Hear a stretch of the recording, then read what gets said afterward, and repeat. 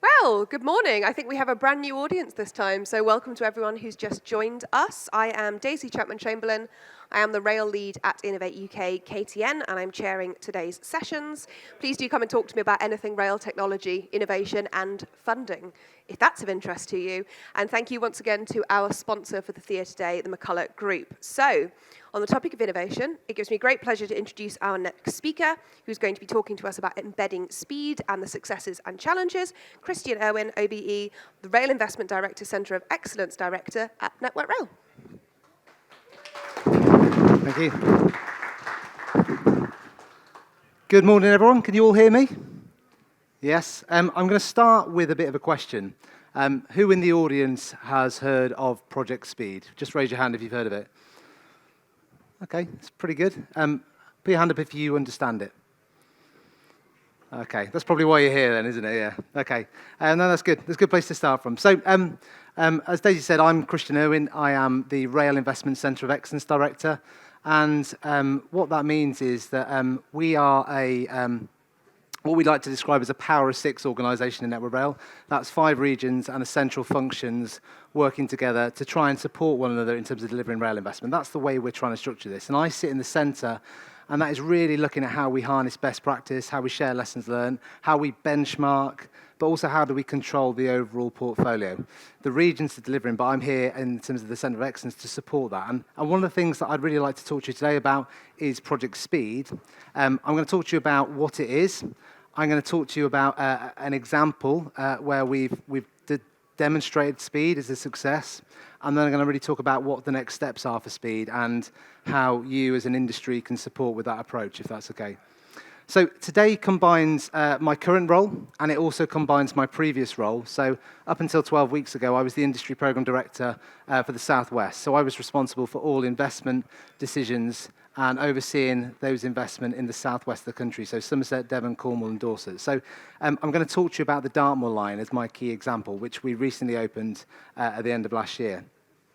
Okay, so what is speed? Why is there a need for speed? So you'll undoubtedly be aware that it's an unprecedented time in the rail industry.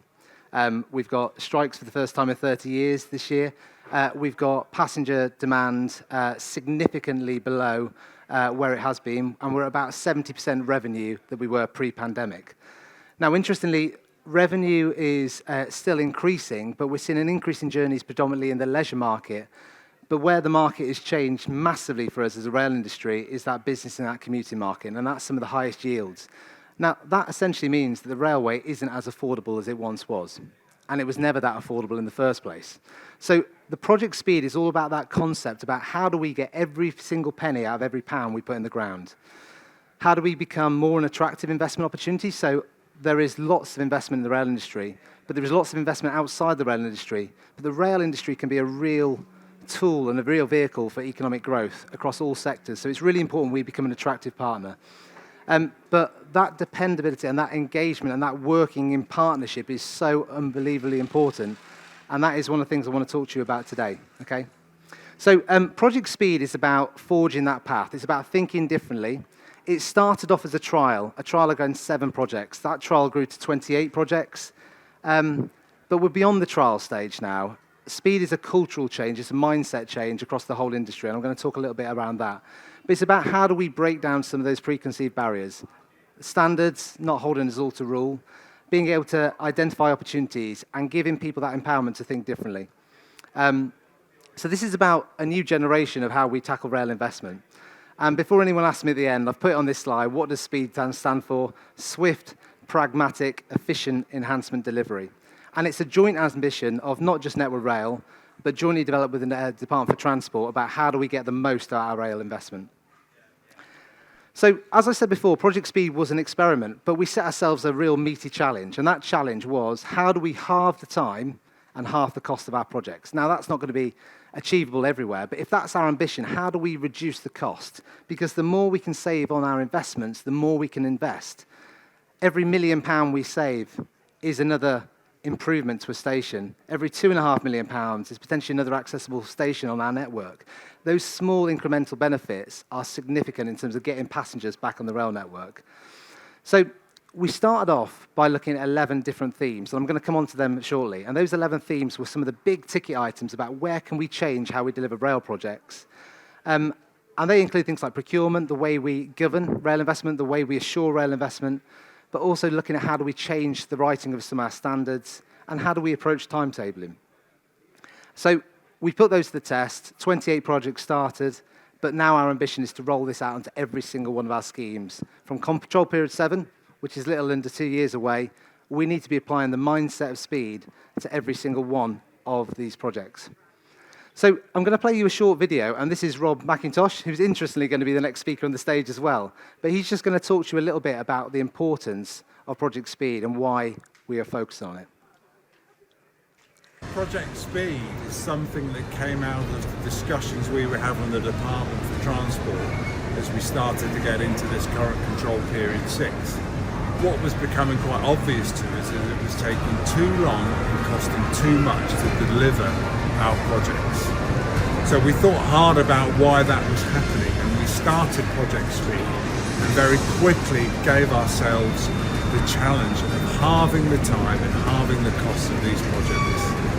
We developed the project and developed the concept initially on 6 real projects just to see how feasible it was to really challenge ourselves to halve the time and cost. So where that took us to is identify 11 separate aspects of our organisation where we could make quite radical changes in order to greatly reduce the cost of the time that we needed to deliver these projects.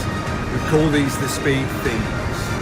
So these have all now matured for the last couple of years and have made a lot of changes to how we deliver projects. Using those themes, we now have the tool set that allows us to halve the time and halve the cost of our projects. And we've already seen the very first project bring those to life with the successful reopening of the Dartmoor line this year by the Secretary of State. We've done a great job thus far in determining how we can achieve our objective of halving the time and halving the cost of our projects. But embedding it into our organisation is a challenge we now face. That's where we've got to put our energy now.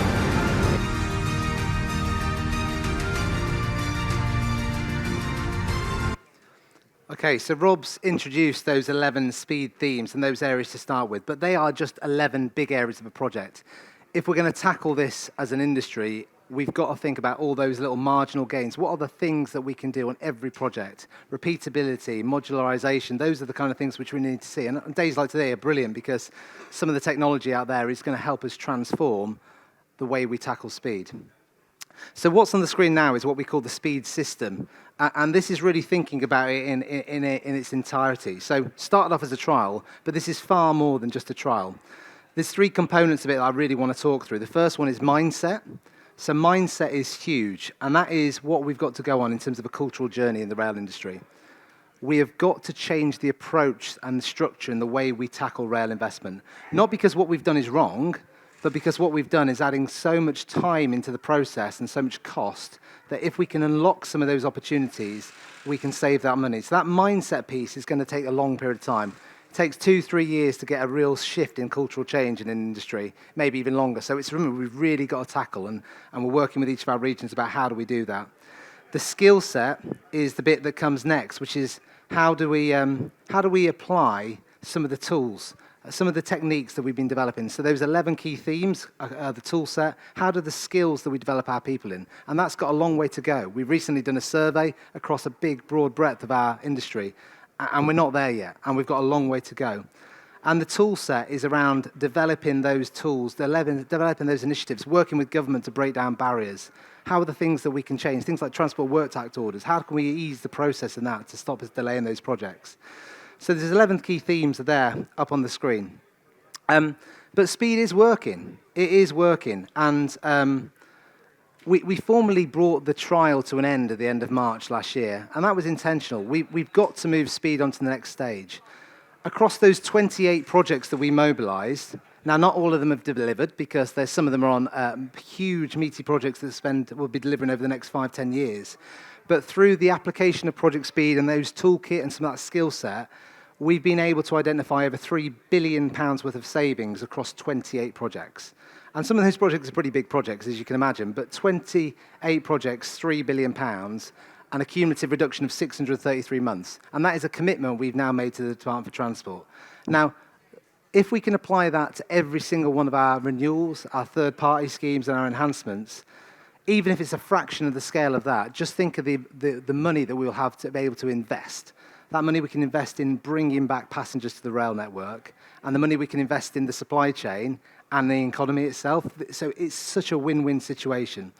Stuart Calvert, who many of you will know, is our Capital Delivery Director for Wales and Western, and he's been instrumental in how we approach Project Speed, and he was formerly the Rail Investment Centre of Excellence Director. And I'm going to just play another short video of Stuart, just talking through the success so far and how those themes are enabling that. Rail is playing a really important part in the economic recovery for this country, but to make sure we really play our part, we've used the SPEED programme to challenge projects and project teams. How can you save money? How can you save time on projects? And we set out with a really simple challenge for projects across England and Wales. Can you halve the time and slash the costs on projects? No other remit given. And I have to say the project teams really rose to that challenge. For example, at Oakhampton, we reopened the Dartmoor line, the first Restoring the Railway project. And the project team did that in just 9 months, saving £44 million in 20 months in time. All the projects where we've applied these principles, we've had some amazing achievements. We've saved over 633 months of time on project schedules. We've saved over £3 billion worth of cost.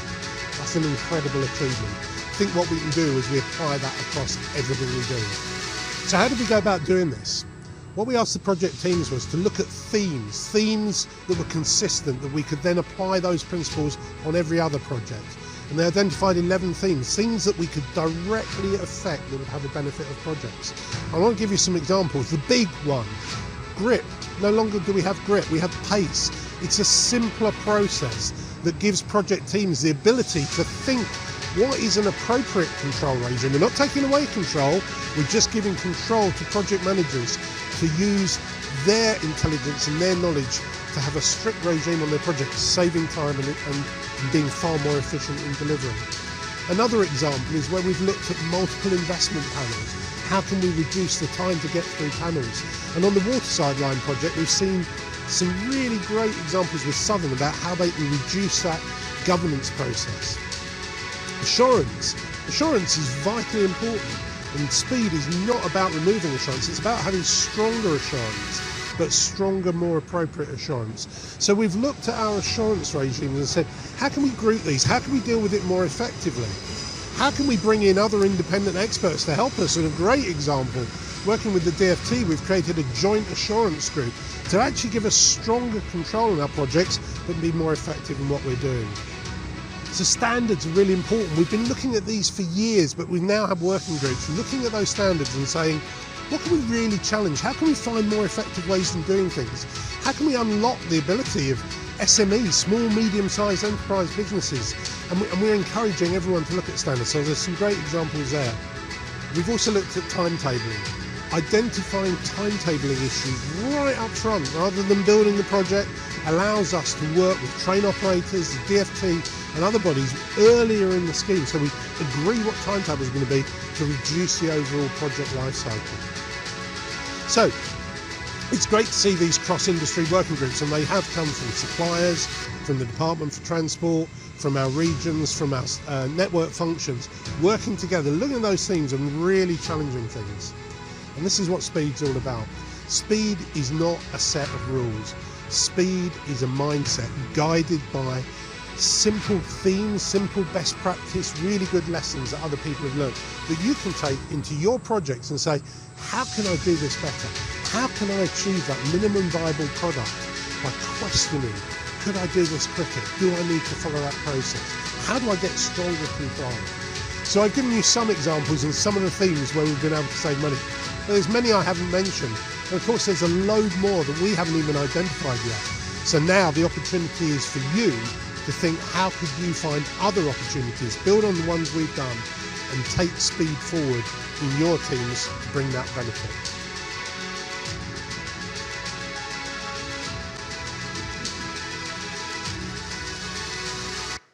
Okay, so I think, a really good video from Stuart, and it's a challenge. It's a challenge to everyone. So Network Rail are not the only player in this rail industry, as you all know. We spend 85% of our rail investment in the supply chain, and it's the supply chain that's going to help us really drive home the ambitions of Project Speed. So we are engaging through our industry partners, Rail Investment Association, Rail Industry Association, and several others. So please support us. Don't be afraid to approach us, and don't be afraid to challenge standards and challenge where you see inefficiency. There's a couple of things I want to pick up that were in Stuart's videos. The first one is what is the concept of minimum viable product, okay? That's a language that is going to be forefront of everything we talk about in rail investment going forward. We need to be able to articulate what is the minimum viable product on every single one of our schemes. And what I mean by minimum viable product is a two-stage approach, really. How do we set out the outcome-led specification? So get it really simple. What is it that we want to achieve on a project? In the case of the Dartmoor line, which I'll talk about shortly, that was about delivering a 7-day hourly passenger service between Oakhampton and Exeter. That was it. In that specification, there was no confirmation of what infrastructure I wanted. There was no confirmation about how we were going to deliver it. It was, I want a train to run from A to B at that frequency. And if you can get your head around that minimum viable product, that output-led specification, it helps you then develop what is the minimum viable product. What is the least amount of scope and the least amount of infrastructure that we can deliver to deliver that scope? So let's start thinking about how do we get to that minimum viable product. Now, it doesn't mean that on every project we choose to go with a minimum viable product, because there's lots of good reasons why you wouldn't. But if we're going to really tackle inefficiency in the industry, if we can understand what is the lowest cost option that meets the primary outcome that you set yourself at the beginning, that's how we start to understand what our costs are. And then there are choices. There are choices because if you were opening something like the Elizabeth line, you might want something slightly better than a minimum viable product. If you're doing something at the heart of London from a signalling system, you may want something that provides a bit more. And that's fine. But if we can understand the minimum viable product, we know what our choices are. And then our funders, third parties, be it Network Rail, route asset management teams, or the Department for Transport, or Transport Scotland, whoever it might be, Transport for Wales, we can make choices. So that is something that's really, really important. Now, I'm going to try and bring some of this to life, because this all sounds very theoretical, but Stuart and Rob both referenced the Dartmoor line, and I had the pleasure of being the person overall accountable for overseeing the opening of the Dartmoor line. And it is a great example of how Project Speed can be applied and some of the benefits that that can yield. So I'm going to start off with the opening slide. So this is a really important slide, because at no point in the Dartmoor line did we ever refer to ourselves as any one of the core players on the bottom of that screen. The project was delivered as a one-team approach, and you've seen that as one of the key themes. We branded ourselves the Dartmoor line. That was simple, because the aspiration was to open the railway, open the Dartmoor line. The partners are listed on the bottom, and collaboration and partnership with Devon County Council, the Department for Transport, the Devon and Cornwall Rail Partnership, the National Park, and the Dartmoor Rail Association was fundamental. So getting that output-led specification set up from the beginning with partner alignment is so fundamental. If we try and implement infrastructure before we've agreed what the outcome is or what our partners and stakeholders need, we're going to come a cropper. So it's absolutely fundamental that we got that full alignment politically with all those stakeholders. But this was not about infrastructure, the Dartmoor line. The Dartmoor line was about reconnecting a lost community, a community that had its rail taken away from it 49 years ago. So this is what this was about, and hence the artwork is trying to recreate rail posters, what we saw 49 years ago. And this was a local artist, Becky Bettisworth, who we partnered with. So the focus on community and local economy was significant. Now, on the 19th of March 2021, in the middle of the pandemic, we managed to convince Treasury to give us best part of 40 million quid to go and reopen a railway when no bugger was on the trains. And that was some mean feat, and I'll come on to that a bit later. 8 months and 28 days later, we had a fully operational rail service being opened by the Secretary of State with 2,500 passengers on the day one. So I'm going to tell you a little bit about the journey, about why we did that and how we did that. So the first piece is around the why.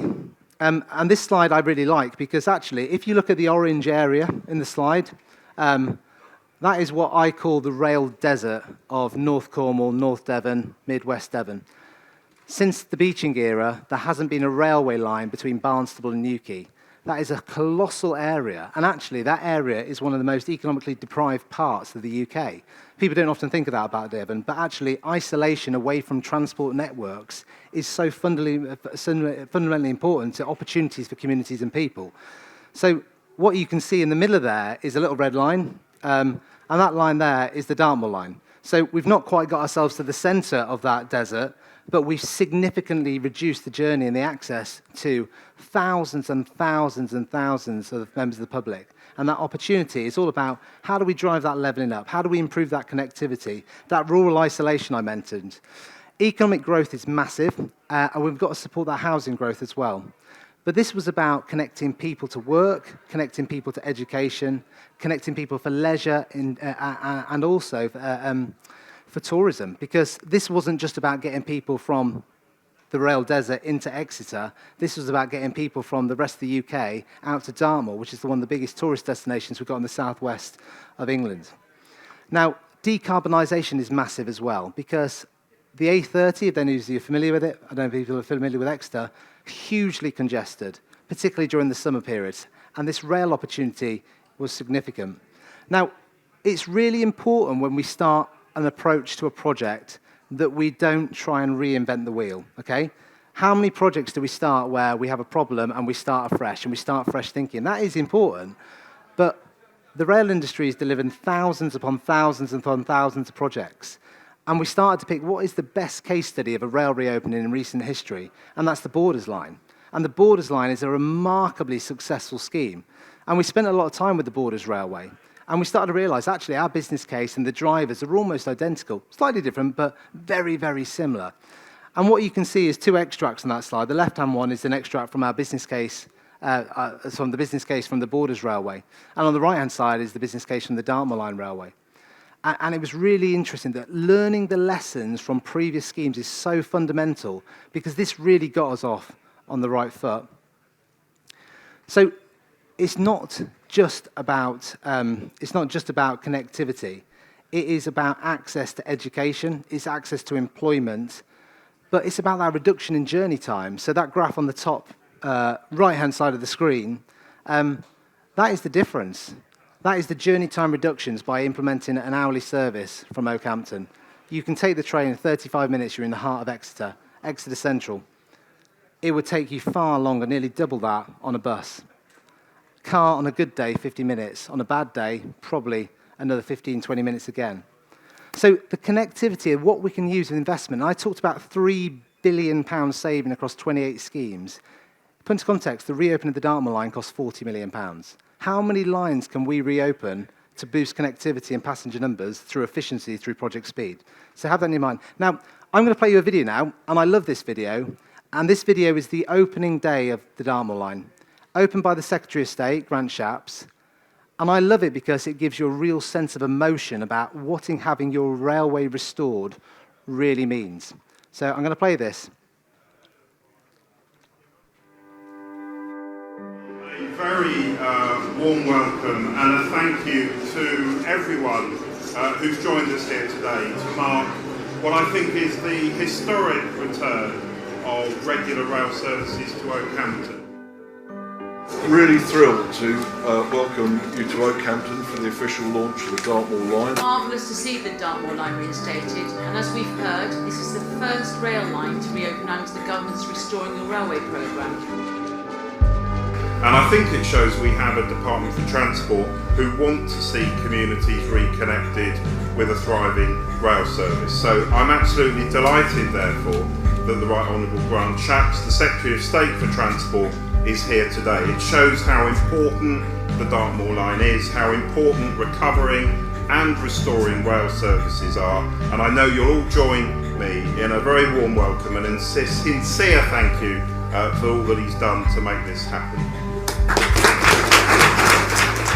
What a journey.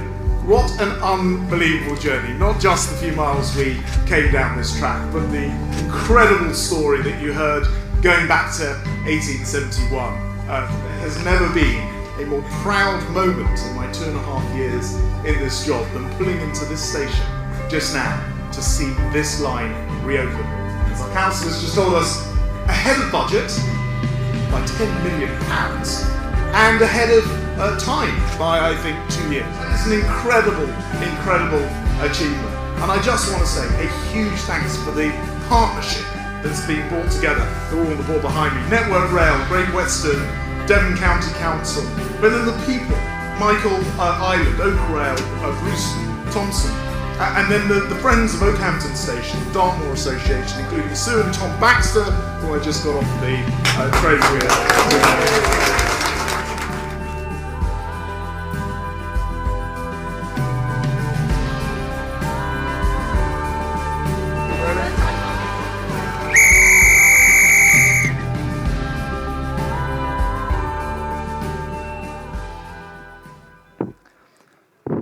So the Secretary of State just announced there that 2 years ahead of programme, 10 years under budget. Now, in order to convince the government to give us the investment, we were able to demonstrate project speed that drove down the cost from 89.4 million down to 56. And during the course of the project, we continued to innovate and delivered it for just over 40. And that's where that 10 million reference comes to. But 2 years ahead of time is significant. And that's the kind of aspiration we've got to set. It's not going to be possible everywhere. But on Saturday, we just announced another 9 Restoring Your Railway schemes above those that we've already committed. And it's a massive opportunity for us as an industry. This is transformational. We're reopening railways. We're reopening railways in the time of pandemic. And that is massively important. We can only do that if we do it efficiently and we can drive project speed. So what did we do differently on the Dartmoor line? So the first thing was that coalition, and that coalition of the willing.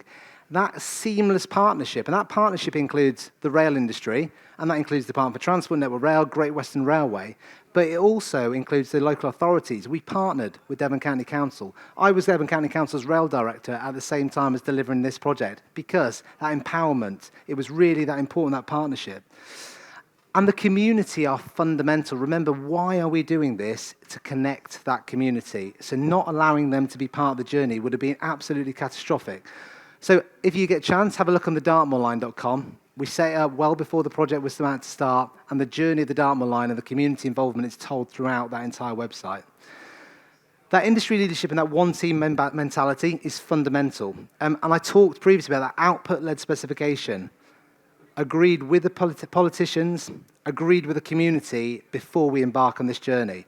And that outcome and output-led specification really allows us to develop that minimum viable product. What is the least amount of scope we can deliver? And we still delivered a bloody lot of scope, and I'll come on to that in a minute, but what is the least amount we can deliver?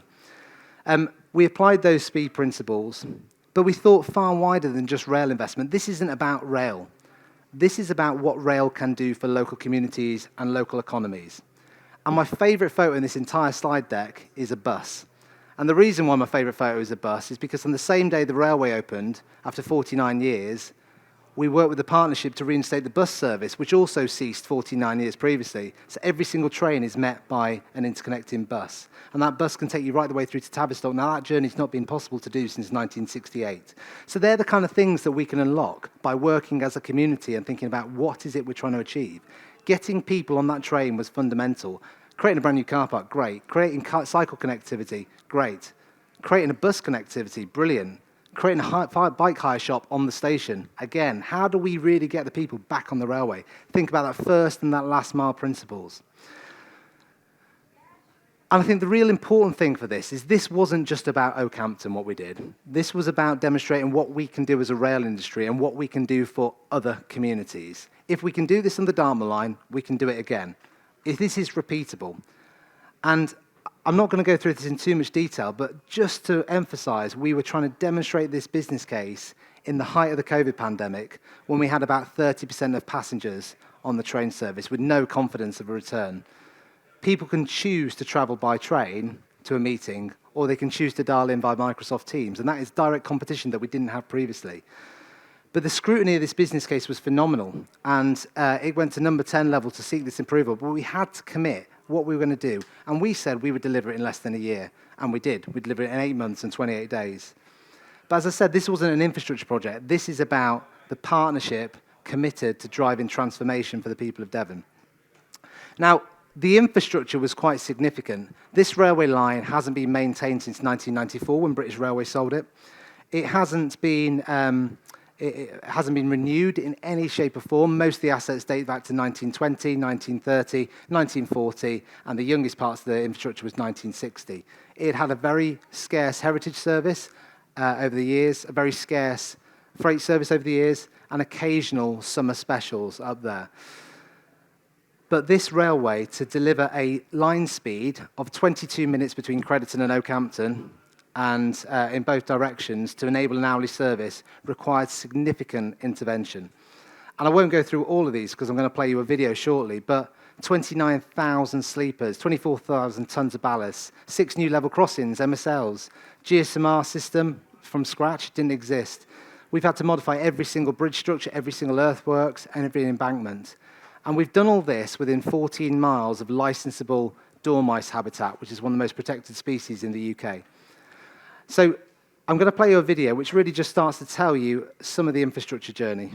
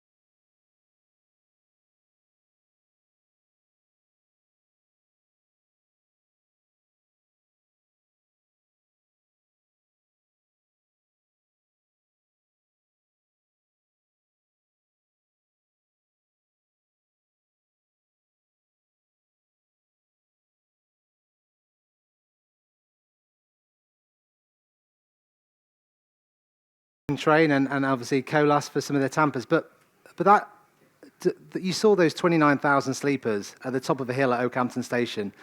We had 14 days to mobilise those 29,000 sleepers, and unfortunately it decided to snow during that period. So we had to work directly with Devon County Council to make sure the hill was gritted every day to be able to get those sleepers up there.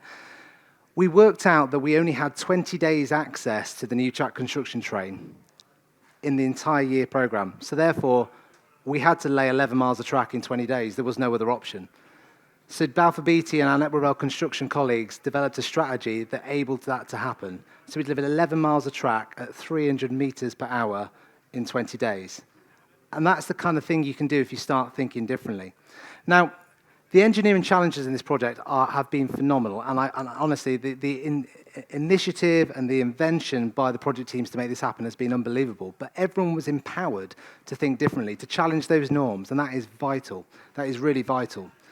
But it's also vital that we make sure we make the most of what we're trying to achieve. So I've talked about partnership working. I'm not going to talk too much more about that now.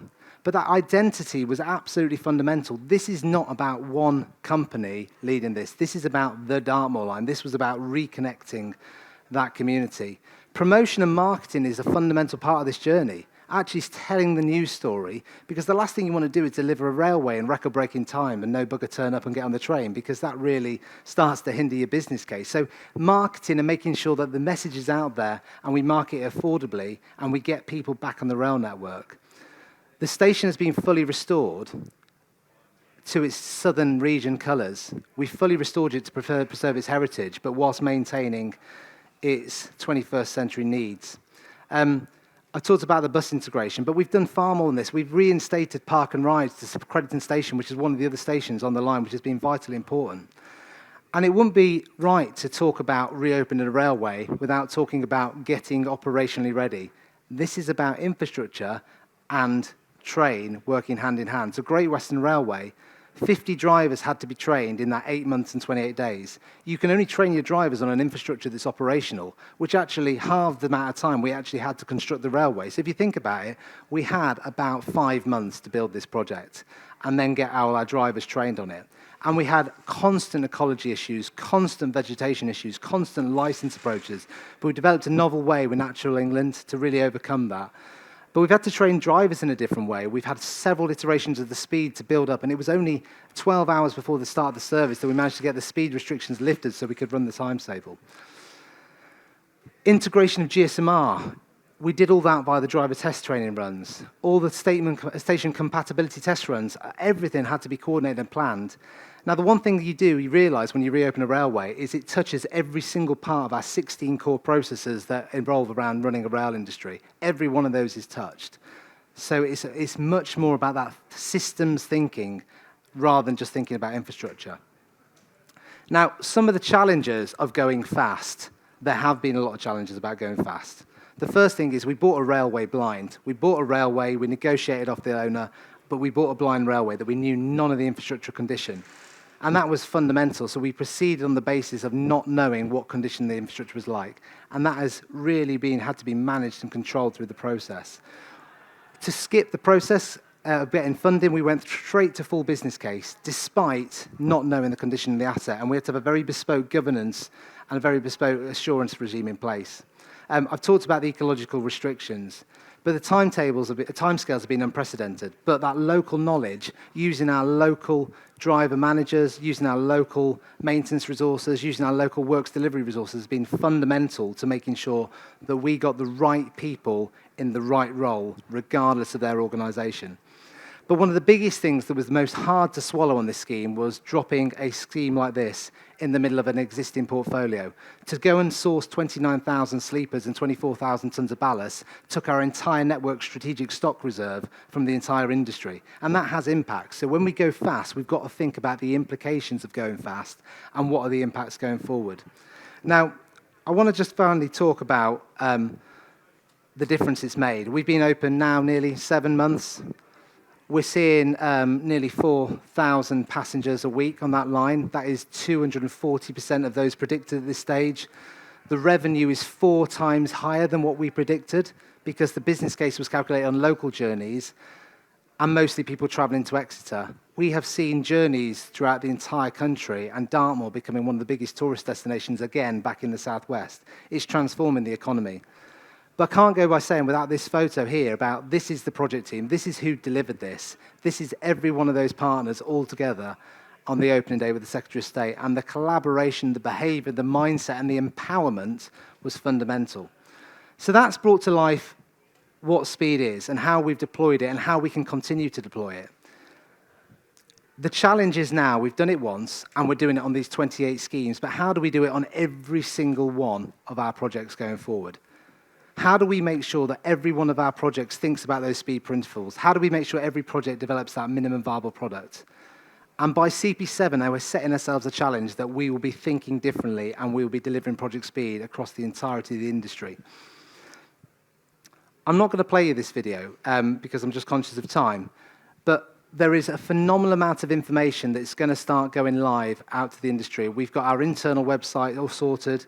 We've got our external website ready to start going. So information is going to be available to help you as suppliers, you as the industry, to really help to develop this.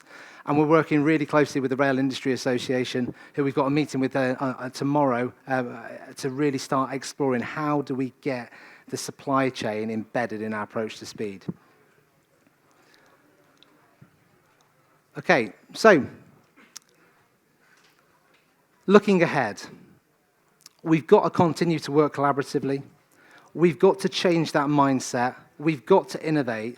And if we can unlock these opportunities, the greatest potential, then we can significantly reinvest that back in the network.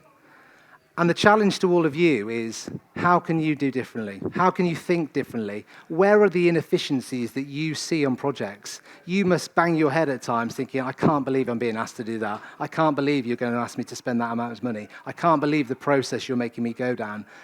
Not saying they're wrong, but they're open for challenge. You're empowered to challenge us. You're empowered to challenge your teams. And we really want you to embrace the thinking about project speed. Remember, this isn't about a trial. This is about a cultural mind shift in the industry. And that's me done. So over to questions and answers. Fab. Take a seat over there. Yeah. Oh, wow, that was a lot of information to pack in. Brilliant. And I mean, astonishing. Half the time and half the price. That's such a big ambition. I've got the figures here, 633 months. And was it 3 billion saved? That's it. It's just remarkable. Really is remarkable. And I'm going to be cheeky. I'm going to take the first question, and then I will come to the audience, I promise, because I'm sure there are lots of questions out there. But I'll take the first one because I loved your focus on the human side of this. I loved your focus on the community side of this. So whilst this was very heavy infrastructure, whilst, as you said, there was that, enormous infrastructure and building and everything that we think of as heavy rail element, that it was so linked to the community. And I'm actually a director of Community Rail Network. So when you mentioned the Devon and Cornwall Community Rail Partnership, I was sat here thinking, yes, shout out, we love it.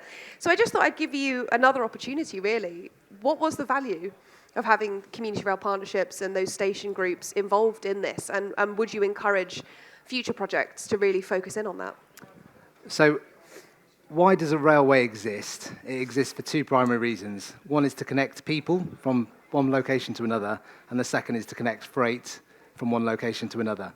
So making decisions about investing in a reopening of a railway without involving what the community's needs are would have been so fundamentally wrong.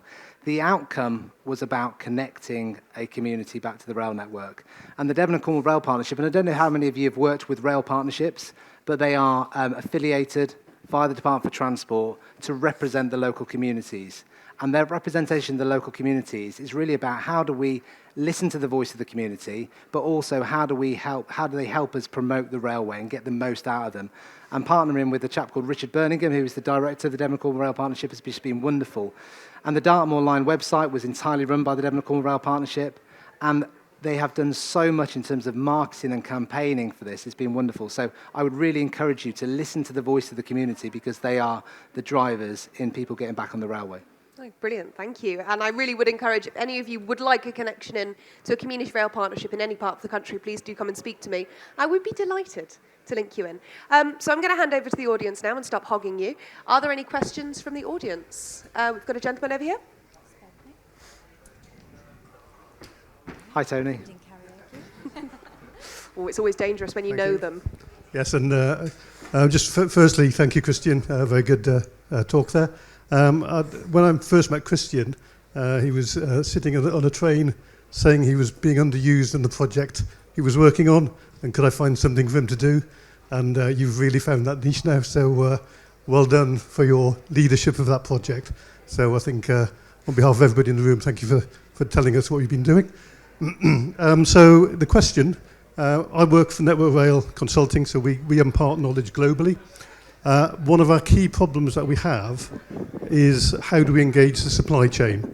And we get the same feedback from the supply chain about how to import knowledge, and it's not as receptive to change as we'd like it to be.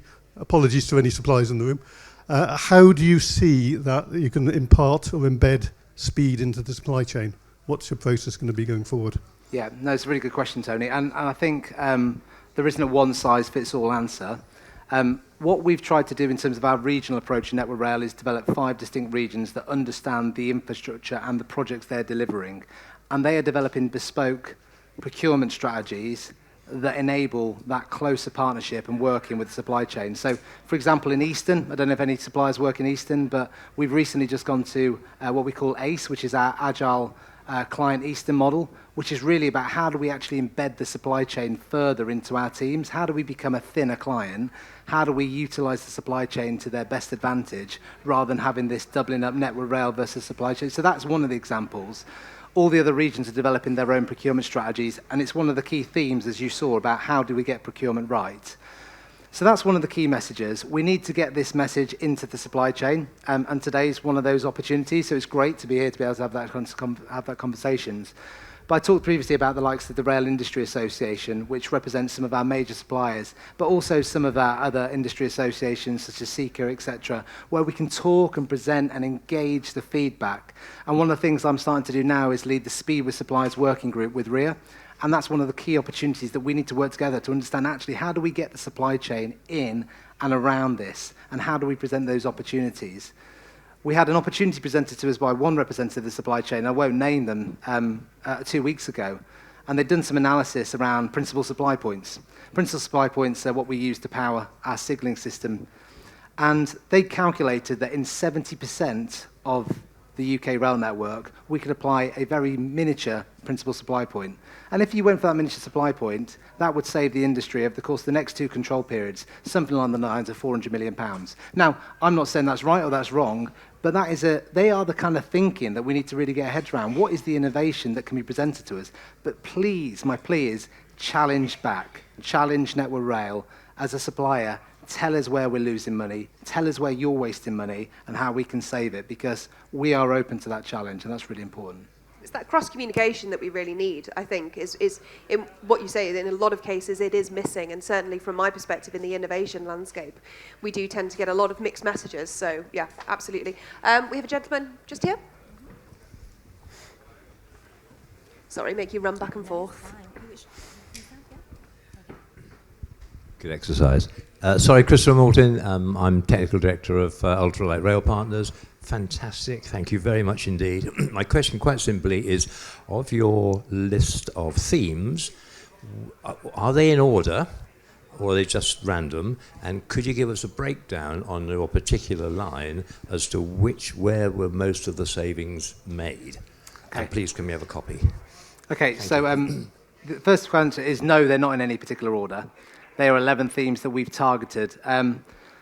Where were the major savings across the Dartmoor line? The first one was around challenging standards. Okay, so conventionally, if we'd have complied with every standard, we'd have had a fully brand new railway open and operational on day one. We tried to manage the standards, challenge the standards, mitigate and reutilize as much of the infrastructure as we possibly could to reduce the infrastructure. That 89.4 million we started off at, down to that 40 plus million, that is large amounts of that is about challenging the standards and doing that minimum viable product approach. The second approach I'll talk about is grip and pace. So moving to pace, project acceleration in a controlled environment as our new methodology allowed us to completely change the approach we took to our governance and assurance process about how we combine those stages, going straight through the design process. So we designed once and built once. Now that's not always possible, but that saved us a phenomenal amount of time and a phenomenal amount of cost. And one of the other big areas that we really benefited from was that one team approach. So we aligned every single partner before we submitted those business cases, because every single partner was a contributor to that business case. That was not Network Rail produced, that was not Great Western Railway produced, that was produced by every one of those partners, and everyone's signature to the outcome was authorised. Now that politics is a massive part of our project delivery. The amount of politics that stops in the way of delivering projects, worrying about access, worrying about can I get a road closure, worrying can I get planning permission for a GSMR mast. Setting that up right and getting the stars aligned was fundamental to reducing the process. Remember, if we'd have followed the conventional way we deliver projects, it would have taken us an extra 2 years. So this railway line wouldn't be opening for another 18 months. But those real one-team approach and that partnership working was absolutely fundamental. The final point I'll say on that is that thinking differently, and one of the themes on there is about timetable. So we knew that the railway line, for those who don't know it runs to Crediton, and then up to Barnstable, but at Crediton, it forks down to the Oakhampton line. We knew we had a timetable slot that we had to land in, and that timetable slot meant that we had to go at a certain speed between Crediton and Oakhampton. Now, the original strategy and the original design had us upgrading the line speed on the existing Network Rail section to achieve that line speed.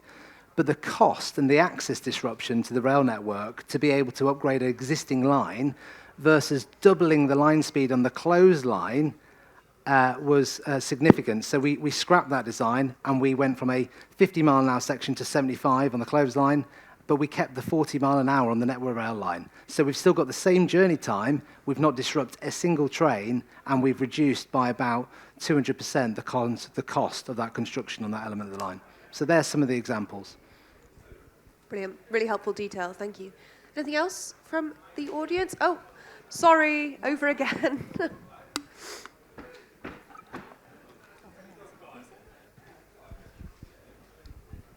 Hi, John Harris from Network Rail Consulting. I love the minimum viable product concept. It's often seen as where you go when things are failing. I love the idea of starting there and everything being a cost option after that. I think that's really good. But I'm thinking on that railway there, access generally clearly wasn't a problem. How does this approach apply with 2-year possession planning windows and all that kind of stuff that goes with upgrading an existing railway? In all of those other projects that contribute to the 3 billion, I'm sure there's some of those, but what's a good example of how that works? Yeah, so access was a constraint, but it wasn't the same constraint as we'd have on operating on a live railway that's got trains running 7 days a week. So access is one of the key areas that we have to work on, and access is one of the key themes. Now, the big chunk around access comes back to one of the other themes is around the timetable, but also the one team approach. Now, if we can make choices on projects, and we've having a debate last week around the cost of a signaling equivalent unit, so an SEU. What's the cost of an SEU? And actually, the cost of an SEU can vary massively depending on the access strategy. So the more access you get, the cheaper it's likely going to be. The less access you get, the more it's going to be. So that partnership approach, particularly with the train operators, and the train operator being a fundamental part of the journey and the investment is so significant. On this, we did have to do, to go from a 2-hourly service to an hourly service, we had to close the Barnstable line and the Dartmoor line for a week initially, and then a further 3 weeks. That was significant. But because the investment was led and supported and partnered by the train operator, and the community were involved who were going to be impacted as a result of the disruption, and the communication was set out from the very concept that that's what was going to happen, therefore we didn't have a single complaint about the disruption. In fact, I went on BBC Radio Devon to talk through on their breakfast show the reason for the disruption. And I very briefly gave an explanation, and then they asked me to play the next song. What was my choice for the next song? So it just shows you that we got the messaging right. If we can communicate the need for the closures, and we can make a balanced decision, what's the right thing for the customer, then we can do it. And now, you're not going to have that balance if you're in the heart of London, you're going to make very different decisions to if you're on the Devon branch line. But it's about enabling those conversations from the start. Whereas where we do a lot at the moment is we get to the design stage, we figure out what we want to go and build, we then procure someone to go and build that for us, they then tell us what the access they need to go and build that is. And it's about getting that planning and that discussion front end in the same way as minimum viable product is moving it to the front end. Absolutely. So again, partnership, communication seems to be the key here. We had a question at the back. Hiya, Jennifer Blake, Senior Sponsor on Eastern for Network Rail. You spoke a lot rightly about the need for communication and telling everybody about how it's happening. How did that work? Was that Network Rail led, or was that one person that represented the community as a whole? So it comes back down to the partnership. So Devon and Cornwall Rail Partnership led the website production for us. We worked with the local artists to produce all the graphics and the visuals for us. But Network Rail and Great Western Railway are in a formal alliance. And what the decision was made was by Devon County Council, West Devon, Mid Devon, Network Rail GWR, that they would empower 2 people to make the decisions on behalf of the company. Those 2 empowered people, one was myself, and the other one was a chap called Matt Barnes from Great Western Railway. And we addressed the community as one every single time we talked. So be that in stakeholder meetings, and it wasn't always just us, the teams under us, but we set the right direction. But that communication was absolutely fundamental, that there was one voice. And it was really clear what I was trying to get the message across. I didn't turn up and say, hi, I'm Christian, I'm from Network Rail. My response was, I'm Christian, I'm leading the Dartmoor line. I'm Matt, I'm leading the Dartmoor line. So coming under that one badge was really important. Now, you won't always do that on all projects, but that was fundamental that the community saw a full alignment of the rail industry. And by the rail industry, I also mean the community rail partnership as well. So that was really fundamental. That single voice. Yeah, that sense of place. I really hope Richard Birmingham is watching, by the way, because he'll be delighted with all these shout-outs. Do we have any other audience questions? Question here? Very much. Hi, Sam Barnes from Gripple Limited. You mentioned, or it was mentioned in the second video, about SMEs providing more innovation and providing into the rail industry and supporting speed through that. How would you encourage SMEs or new players in the rail industry to push forward innovations that they've produced on, and what channels exist to facilitate that? Yeah, it's well, I think firstly, days like today are an amazing opportunity. There's a lot of people from Network Rail with their eyes open today about the innovations that are available. It's a really good challenge because one of the questions we've been having from the industry associations that we've been speaking to is actually, where is our voice for our SMEs to get up to Network Rail to really explore? We've got these brilliant ideas, we've got these brilliant solutions, no one's following them through. And often our SMEs are reliant on our tier 1 and tier 2 contractors to really bring them through to the market. And I think that's one of the cultural challenges we've got to unlock. So industry associations are a great tool to be able to get that communication with Network Rail, but that shouldn't be the only tool. And I think it's a really good point that actually there probably isn't a very obvious channel. There are hundreds of channels that can be done through, but there isn't an obvious single point about how do I really promote my ideas? How do I get into Network Rail? And I think that's something that we really need to explore as part of our speed theme as we develop forward. And it's one of the key items on the discussion for the agenda for tomorrow with the Rail Industry Associations about how do we enable that communications network and that challenge. Now, each of our regions do have supply forums that open up to SMEs and to our larger suppliers as well. And those supply forums are held fairly frequently. And I think we've got Kevin Collins somewhere in the room. Kevin has led several of those in Wales for us. And they're a great opportunity for suppliers to come and listen to what's going on in the rail industry, but also to present and discuss. And they are going on across all of our regions. I haven't got exact details here today, but certainly we can certainly start to point in the right direction. But it is happening. Is it happening clearly and concisely? Probably not. And I think it's one of the key areas we've got to explore going forward. Yeah, and I would agree. It's such a huge challenge. And I will take the opportunity to do a quick plug for Innovate UK KTN. We are funded to help businesses of all size get into different sectors. So I'm the rail lead, but I have a maritime lead and aviation lead across transport. I would also say for the innovation side specifically, Network Rail, as I'm sure you know, runs a Dragon's Den style program where you can go in and bid and fail fast or succeed faster, whatever the case may be. And also, if anyone is interested in working with TOCs, for example, so First Group rail operators have recently set up a, very similar, again, a bit of a Dragon's Den approach. Clearly, we love Dragon's Dens in rail, and I can help to link you into all of those, but it is just such a challenge to get that, communication and support for SMEs as well. Is there anything else from the audience? No? Perfect. Well, I think we've kept you for very far long enough, and it's been an absolute pleasure. I mean, really, the amount of information and the amount you've achieved is just astonishing. So I think we'll have one more round of applause. Thank you very much. Thank you.